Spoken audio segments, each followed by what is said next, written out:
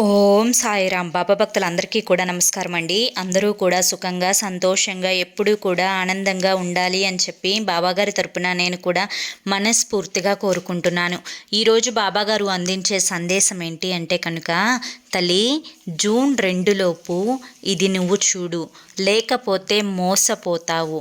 June 2 కనుక నువ్వు చూస్తే ఊహించని శుభవార్త అనేది తప్పకుండా నువ్వు వింటావమ్మా అని చెప్పి ఏదో ఒక తెలియని సందేశాన్ని బాబాగారు మనకి అందించాలి అనుకుంటున్నారండి. మరి బాబాగారు ఏ సందేశాన్ని అందించినా కూడా అది మన మంచి కోసమే అయి ఉంటుంది అని చెప్పి మనందరికీ కూడా తెలిసిన విషయమే కదా. మరి ఆలస్యం చేయకుండా బాబాగారి సందేశం వినే ముందు ఎవరికైతే బాబాగారు అంటే నమ్మకం ఉంటుందో, గౌరవం ఉంటుందో వారందరూ కూడా ఈ వీడియోకి ఒక చిన్న లైక్ ఇవ్వడం మాత్రం మర్చిపోవద్దు. అదేవిధంగా ఛానల్ని సబ్స్క్రైబ్ చేసుకోవడం మర్చిపోవద్దు. మరికొంతమంది బాబా భక్తులకు ఈ వీడియోని షేర్ చేయడం కూడా మర్చిపోవద్దు.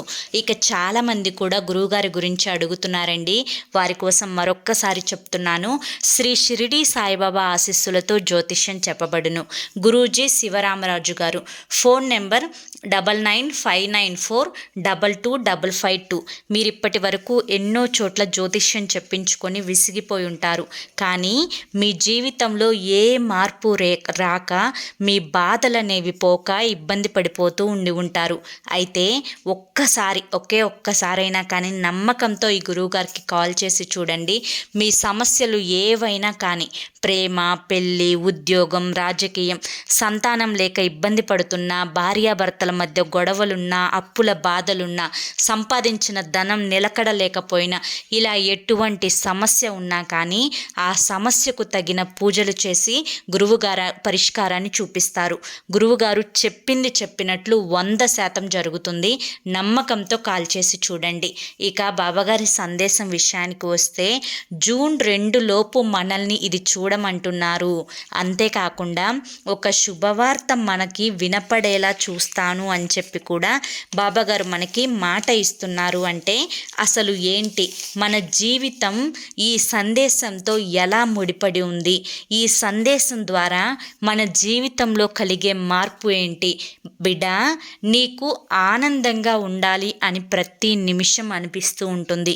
కానీ అలా ఆనందంగా ఉండాలి అనుకున్న ప్రతిసారి కూడా ఎన్నో రకాలైన కష్టాలు, బాధలు, అనారోగ్య సమస్యలు ఇవన్నీ కూడా నీ ఆనందానికి అడ్డంకులుగా ఏర్పడుతూనే ఉన్నాయి.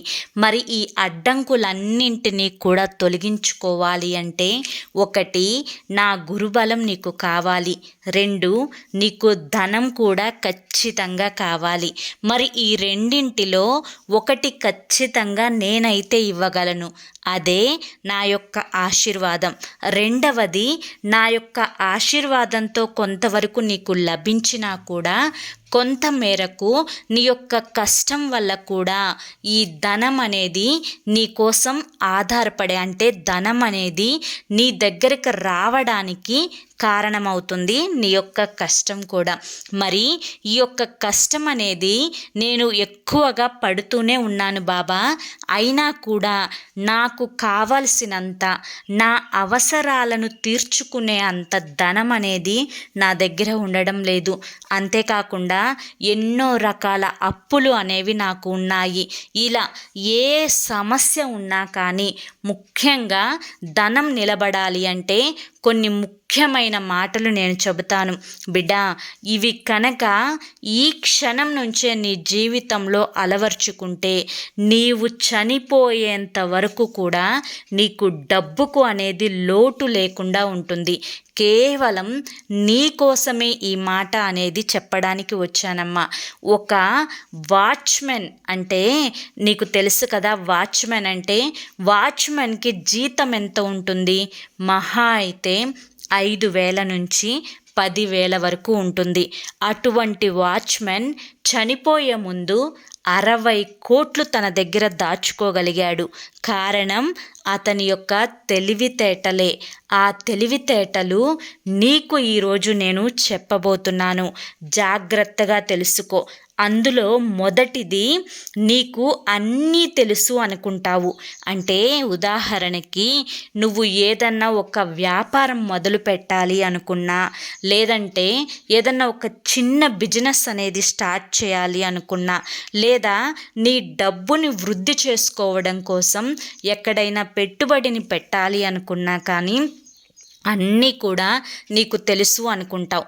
లేదా నీ యొక్క అనుభవాల ఆధారంగా, లేదంటే నీ ఇంట్లో వాళ్ళకి జరిగిన అనుభవాల ఆధారంగా కొన్ని నీకు తెలుసు అనుకుంటావు. అంటే ఈ ప్రపంచం మొత్తం మీద ఎన్నో కోట్ల మంది జనాభా ఉన్నారు. ఆ అన్ని కోట్ల మంది జనాభాలలో నీకు తెలిసింది ఒక ఇసుక రేణువంత మాత్రమే తల్లి. కనుక నువ్వు ఏదైనా కానీ మొదలు పెట్టాలి అనుకున్నప్పుడు ముఖ్యంగా డబ్బుకు సంబంధించి అనుభవం ఉన్నవారితో సంప్రదించి ఏదైనా కానీ మొదలుపెట్టు. అంతేకాని అప్పుడు మా నాన్న ఈ యొక్క పని చేయబట్టే అతను ఈరోజు నష్టాలలో ఉన్నాడు, కనుక నేను ఈరోజు ఈ పని చెయ్యకూడదు అని చెప్పి నువ్వు ఫిక్స్ అవ్వకూడదు. ఎందుకంటే మీ నాన్న ఏవో తెలియని కారణాల వల్ల నష్టపోవచ్చు, కానీ మీ నాన్న యొక్క అనుభవం అనేది నువ్వు తీసుకొని ఆ యొక్క పనిలో నువ్వు సక్సెస్ అవ్వచ్చు కదా. కనుక నీ యొక్క ఎదుగుదలకు ఎదుటి వారి యొక్క అనుభవాలు అనేవి ముఖ్యంగా డబ్బు విషయంలో, సంపాదన విషయంలో, బిజినెస్ విషయంలో అవసరమవుతాయి అని చెప్పి గుర్తుంచుకో.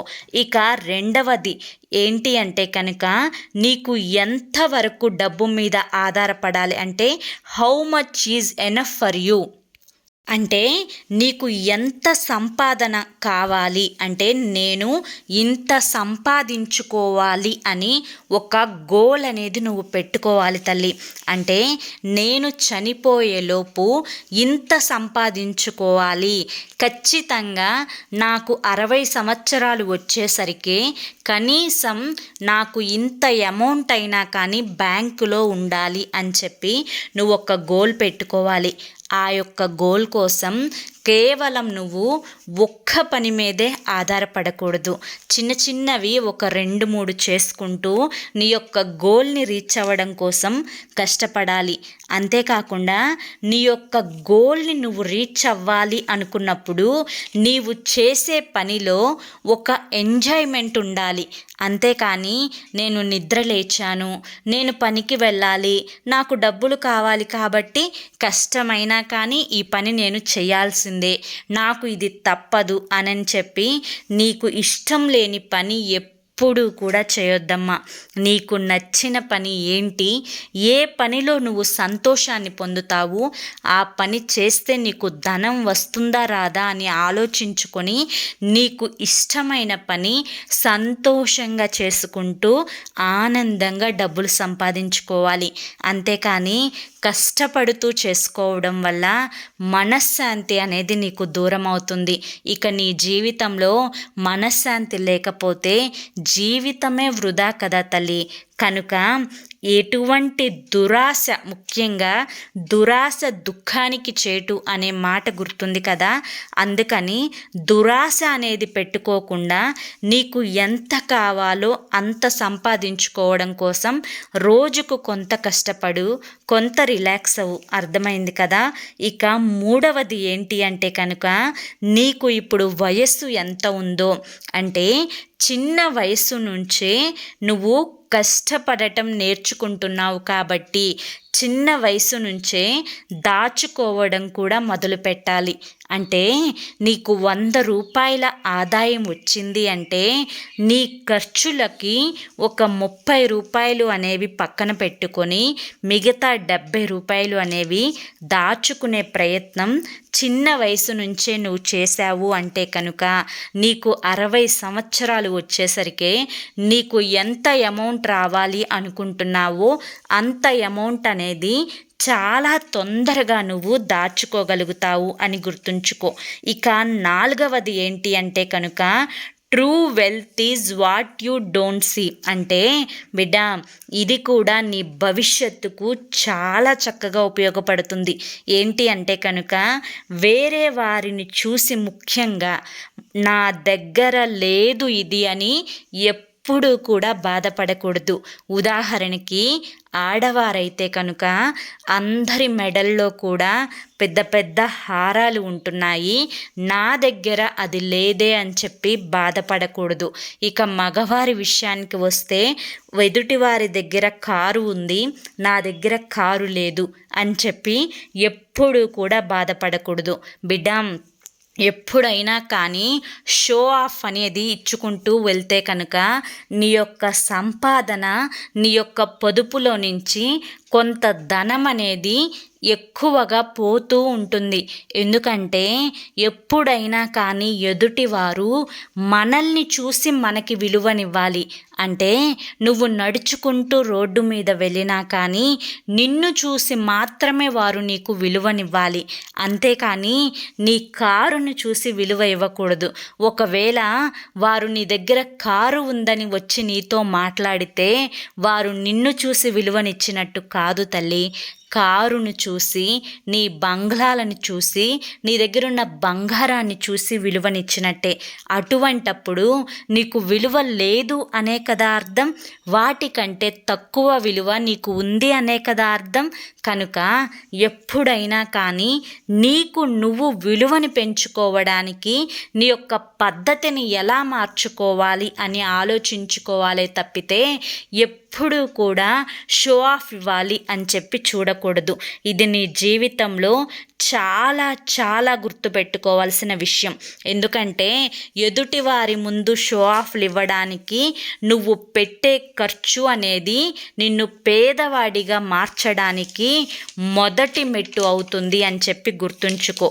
ఎప్పుడైనా ఎదుటి వారిని సంతోషపెట్టడానికి నీ యొక్క ధనం అనేది ఖర్చు పెట్టకూడదు అని గుర్తుంచుకో.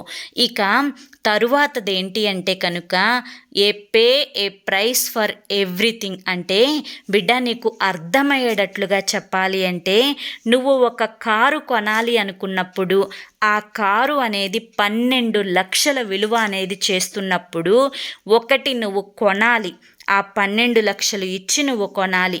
లేదా సెకండ్ హ్యాండ్ కారు అనేది నువ్వు తీసుకోవాలి. అంటే కొంత డబ్బు అనేది తగ్గుతుంది కాబట్టి సెకండ్ హ్యాండ్ కారు నువ్వు తీసుకోవాలి. లేకపోతే ఆ కారు నీ దగ్గరికి రావాలి అంటే కనుక మూడవది నువ్వు దొంగలించాలి.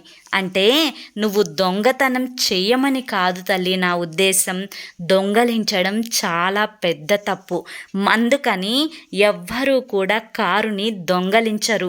కనుక సెకండ్ హ్యాండ్దైనా కానీ తక్కువ రేటులో కారు కొనుక్కుంటారు. అదేవిధంగా నేను అది ఉదాహరణకు మాత్రమే చెప్పాను. బిడ్డ, ఎప్పుడైనా కానీ నువ్వు ధనవంతుడివి అవ్వాలి అంటే కూడా 3 ఆప్షన్స్ ఉంటాయి. ఒకటి ఏంటి అంటే కనుక, నువ్వు ధనాన్ని పొదుపు చేసి ఆ ధనాన్ని నువ్వు ఎక్కువ వడ్డీకి బాగా తిప్పడం. అంటే నీ యొక్క ధనాన్ని ఎక్కువ వడ్డీకి ఎవరైతే తీసుకుంటూ ఉంటారో నమ్మకస్తులు, వారికి ఇచ్చి ఆ ధనం మీద నువ్వు డబ్బుని సంపాదించడం. ఇక రెండవది ఏంటి అంటే కనుక, నువ్వు ఏదన్నా ఇల్లు కొనడం, లేదా స్థలం కొనడం, లేదంటే బంగారం కొని వాటి రూపంలో నువ్వు ధనాన్ని దాచుకోవడం. లేదా నీ దగ్గర ఉన్న ధనాన్ని ఎదుటి వారికి ఇస్తే మోసం చేస్తారేమో, బంగారం కొంటే ఏమొస్తుందిలే అనుకొని బ్యాంకీలో అలాగే ఉంచేసేయడం. నీవు బ్యాంకీలో అలాగే ఉంచేసేస్తే ఆ కారు దొంగలించినట్లంతగా అవుతుంది. అంటే నీకు ఎటువంటి ఉపయోగం అనేది ఉండదన్నమాట. అంటే నీ ధనానికి విలువ అనేది ఉండదు. కనుక ధనం అనేది ధనాన్ని సంపాదించేటట్లుగా ఉండాలి. కాబట్టి ఆ ధనంతో నీవు వడ్డీకి చిన్న చిన్న ఎక్కువ ఆశపోకుండా 1 రూపాయి వడ్డీకైనా కానీ అది తిప్పుకుంటూ ఉంటే ఆ రూపాయి నీకు మరొక రూపాయిని సంపాదించి పెడుతుంది. లేదా నువ్వు బంగారం కొనుక్కుంటే కనుక ఇవాళ నువ్వు 10,000 పెట్టి కొన్న బంగారం రేపు నీకు 60 ఏళ్ళు వచ్చేసరికి అదే 50,000 60,000 అవుతుంది. కనుక ధనం సంపాదించుకోవడానికి కూడా ఉపయోగించుకోవచ్చు అని చెప్పి నువ్వు గుర్తుంచుకోవాలి. ఇక తరువాత 7వది ఏంటి అంటే కనుక బీ టైమ్ రిచ్. అంటే నీవు ఏదైనా కానీ పని చేసేటప్పుడు కష్టపడకూడదు. ఇందాక నేను చెప్పినట్లుగా నువ్వు టైంని చక్కగా ఎంజాయ్ చేస్తూ నువ్వు ఫ్రీడమ్గా గడుపుతూ నీ యొక్క పనిని చేసుకోవాలి. అటువంటి పనిని నువ్వు ఎంచుకోవాలి. నువ్వు ఏ పని చేసినా కానీ ఎంత కష్టపడినా కానీ ఈ చిన్న మాట గుర్తుంచుకోమ్మా. అదేంటి అంటే కనుక రేపు నీకు ఏదన్నా పొరపాటున ఒక ఇబ్బంది వచ్చినప్పుడు, నీవు చేస్తున్న పని సడన్గా ఆపేసినప్పుడు, లేదా నీకు అనుకోకుండా ఉద్యోగం పోయినప్పుడు ఒక 6 నెలలకు సరిపడా సేవింగ్స్ అనేవి నీ దగ్గర ఉండాలి. అంటే ఒక 6 నెలలు నువ్వు ఏం చెయ్యకపోయినా కానీ కూర్చొని తిన్నా నీకు 6 నెలలకు సరిపడ సంపాదన అనేది నీ దగ్గర ఖచ్చితంగా ఎప్పుడూ కూడా ఉండి తీరాలి. ఈ 6 నెలలకు ఎంత ధనం అవసరమవుతుందో ఆ ధనాన్ని మాత్రం ఎప్పుడూ కూడా నువ్వు నార్మల్గా ఉన్నప్పుడు, అంటే అన్నీ బాగున్నప్పుడు కదిలించకూడదు. నువ్వు ఏదన్నా పని చేసుకోలేని సమయంలో ఆ సంపాదనని కదిలించుకోవాలే తప్పితే ఎప్పుడు నీ దగ్గర 6 నెలల సేవింగ్స్ అనేవి ఖచ్చితంగా ఉండి తీరాలి. ఇక 8వది ఏంటి అంటే కనుక లగ్జరీ ఈజ్ నార్మల్. అంటే బిడ్డ, ఎప్పుడూ కూడా లగ్జరీ ఐటెంని చూసి జనం నాకు ఇంప్రెస్ అవుతారు. అంటే ఒక కారు కొంటే ఆ కారుని చూసి నా దగ్గరికి వస్తారు. ఇంకా ఆ యొక్క బిల్డింగ్ అనేది కొన్నాను అంటే నేను ఆ బిల్డింగ్ని చూసి నా దగ్గరికి వస్తారు. లేదా నా చేతికి బ్రాస్లెట్ కొనుక్కుంటే ఆ బ్రాస్లెట్ని చూసి నాతో మాట్లాడతారు అనేవి ఇందాక నేను చెప్పినట్లుగా షో ఆఫ్ ఇచ్చినట్లుగా ఉంటుంది. అదేవిధంగా ఎదుటి వారి గొప్పల అనేవి, అంటే వీడు బాగా చేశాడు, వీడు బాగా భోజనాలు పెట్టాడు, వీడు ఇల్లు కొన్నాడు, బ్రహ్మాండంగా 1000 మందిని పిలిచి భోజనాలు పెట్టాడు అనేటువంటి మాటల కోసం కూడా నీ యొక్క ధనాన్ని ఎప్పుడూ ఖర్చు పెట్టకూడదు. నీ దగ్గర ఉంటే పెట్టుకోవచ్చు, కానీ నీ దగ్గర లేకపోయినా కానీ అప్పులు తెచ్చి ఇల్లు కట్టి అప్పులు తెచ్చి భోజనాలు పెట్టడం అనేది ఖచ్చితంగా నేరం అవుతుంది. ఇక నీ షో ఆఫ్ అనేది ఒక్కరోజు మాత్రమే అందరూ చెప్పుకునేలా చేస్తుంది. కానీ దాని వెనుక తరువాత నువ్వు నెల నెల వడ్డీలు కట్టేటప్పుడు, బ్యాంకులకు కట్టేటప్పుడు నీకు చాలా కష్టమవుతుంది తల్లి. కనుక ఇటువంటి మాటల కోసం ఎటువంటి కష్టాలు అనేవి పడవద్దు. ఈ యొక్క షో ఆఫ్ల కోసం కోరి కోరి నువ్వు కష్టాలు అనేవి కొని తెచ్చుకోవద్దు. ఇవి అన్నీ ఇప్పుడు నేను చెప్పిన ఈ 8 మాటలు అనేవి నీవు జీవితంలో కనుక గుర్తుపెట్టుకుంటే ధనం అనేది ఎప్పుడూ కూడా నీ దగ్గర నిలకడగా ఉంటుంది అన్న విషయాన్ని గుర్తుంచుకో. ఇక నేను చెప్పినట్లుగా జూన్ 2 లోపు ఒక శుభవార్తను వింటావు. వెంటనే ఇది విను, లేకపోతే మోసపోతావు అని చెప్పి నేను ఎందుకు చెప్పాను అంటే బిడ్డ, ఇప్పుడు నేను నీకు ఈ సందేశాన్ని అందించింది కూడా నీ భవిష్యత్తును కోరి మాత్రమే అని గుర్తుంచుకో. ఎన్ని మనం చేసినా కూడా మన మీద నరఘోష నరదృష్టి ఉన్నప్పుడు అవి ఏవైనా కానీ నల్లరాళ్ళు సైతం పగిలిపోతాయి అన్న మాట అనేది చాలా వాస్తవం. అటువంటి మానవ జన్మ నీవు ఎంత ఒక్కసారి ఆలోచించుకో. కనుక జూన్ 1 హనుమాన్ జయంతి రోజు ఖచ్చితంగా నువ్వు హనుమంతుడికి 21 తమలపాకులపై శ్రీరామ అని చెప్పి రాసి సింధూరంతో వాటిని మాలలాగా అల్లి ఆంజనేయ స్వామి మెడలో కనుక వేసినట్లయితే నీ యొక్క గ్రహ దోషాలు, దృష్టి దోషాలు, అదేవిధంగా అదేవిధంగా నీ మీద ఉండే నెగిటివ్ ఎనర్జీ ఇవన్నీ కూడా పూర్తిగా వెళ్ళిపోయి ఏదైతే నీ జీవితంలో అద్భుతం జరగాలి అని నువ్వు సంకల్పించుకుంటావో ఖచ్చితంగా జూన్ 2వ తారీఖుకి ఆ అద్భుతం అనేది నీ చెవిన పడుతుంది. ఖచ్చితంగా ఇది జరిగి తీరుతుందమ్మా, నా మీద నమ్మకం ఉంచు అని చెప్పి ఈరోజు బాబాగారు మనకి చాలా చక్కటి సందేశాన్ని అందించారండి. మరి ఈ సందేశం మీ అందరికీ కూడా నచ్చింది అనుకుంటున్నాను. నచ్చింది అనిపిస్తే ఒక చిన్న లైక్ ఇవ్వండి ఫ్రెండ్స్. మొదటిసారి సాయి పిలుపు ఛానల్లోకి వచ్చినట్లయితే కనుక మన ఛానల్ని సబ్స్క్రైబ్ చేసుకొని సపోర్ట్ చేయండి. మరి కొంతమంది బాబా భక్తులకు ఈ వీడియోని షేర్ చేయండి. మరి రేపు మరొక మంచి సందేశంతో తప్పకుండా కలుసుకుందాము. అంతవరకు కూడా బాబా ఆశీస్సులు మీపై ఉండాలి అని చెప్పి మనస్ఫూర్తిగా కోరుకుంటూ సర్వేజన సుఖినో భవంతు. ఓం సాయిరామ్.